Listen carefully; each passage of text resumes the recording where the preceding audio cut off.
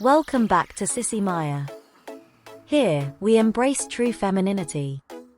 Make sure to subscribe to our channel to never miss an update. It was a crisp autumn day when Mrs. Jenkins, my high school English teacher, summoned me to the front of the classroom. Her steely gaze bore into my soul as she informed me that I would be receiving a rather unconventional punishment for my recent poor performance on a group project. She instructed me to stand in front of the blackboard, facing the class, with my hands clasped behind my back.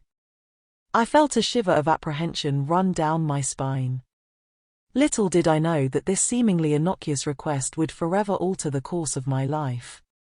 As the minutes ticked by, I grew increasingly confused and uncomfortable.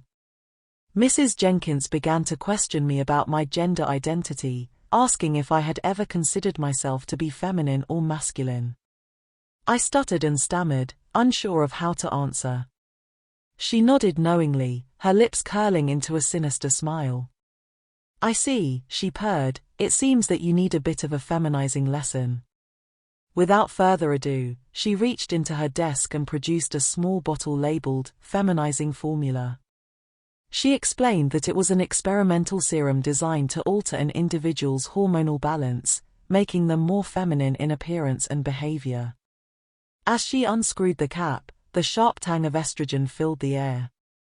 "Now, dear," she said, her voice taking on a strangely maternal quality, "just take a big whiff of this and let it do its magic." I hesitated for a moment, my heart pounding in my chest, but before I could object, she forced the bottle under my nose. I inhaled deeply, the potent mixture seeping into my lungs. Almost immediately, I felt a strange tingling sensation spread throughout my body. My chest felt heavier, my breasts tender. It was as if some invisible force were rewiring my very being. As the effects of the feminizing formula took hold, I found myself growing more and more self-conscious about my appearance. My shoulders slumped, my posture became more feminine. Even my voice began to change, becoming higher and more delicate. "There we go," Mrs. Jenkins cooed, stepping back to observe her handiwork. "Isn't that better?" She gestured for me to turn around, and as I did so, I caught sight of my reflection in the dusty old mirror hanging above the chalkboard. My face was flushed with embarrassment, but I couldn't deny that I looked different. My cheeks were rosy, my lips plump and full. My once masculine jawline had softened, my chin now slightly more defined.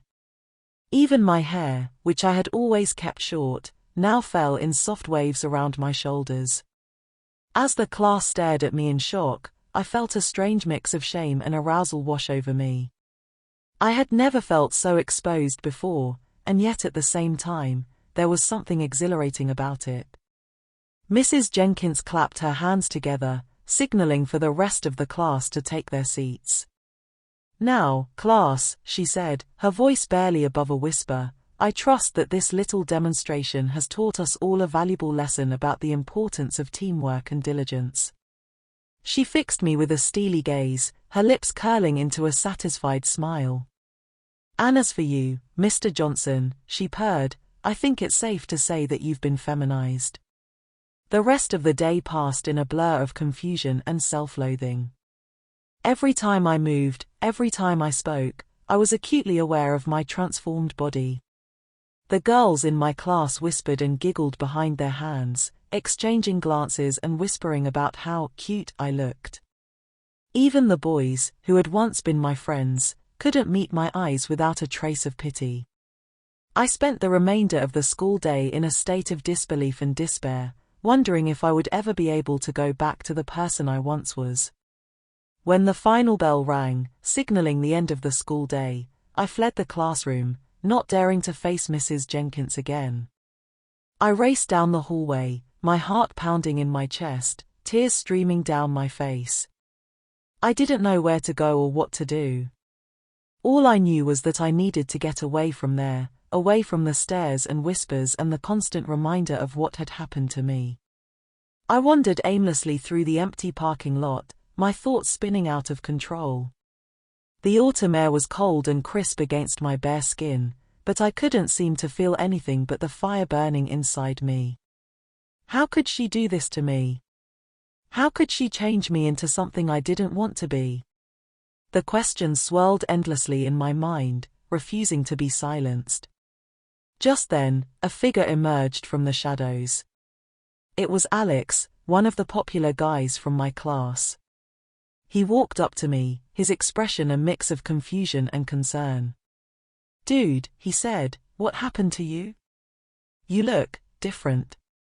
I opened my mouth to speak, to try and explain, but the words caught in my throat.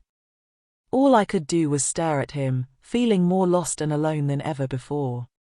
Alex hesitated for a moment, then reached out and gently took my hand. "Come on," he said softly. "Let's get out of here." He led me to his car, a beat-up old Mustang that had been his pride and joy. As we drove through the empty streets, I couldn't help but wonder if this was some kind of cruel joke. Was Alex somehow involved in this? Was he going to turn me into the principal, or worse? The silence in the car was deafening. I felt like I was trapped in a nightmare, unable to wake up and find my way back to normalcy. Finally, Alex broke the silence. "Look," he said, "I don't know what happened or who did this to you, but you can't go back to school like this. It's not safe." He glanced at me out of the corner of his eye. "You can stay at my place for a while, if you want. My parents are out of town, so you won't be in the way." Part of me wanted to refuse, to insist that I couldn't put him in danger by being with him. But another part of me was desperate for the comfort and safety that Alex's offer seemed to promise. So, with a trembling voice, I nodded. "Thank you," I managed to choke out. "Thank you for helping me."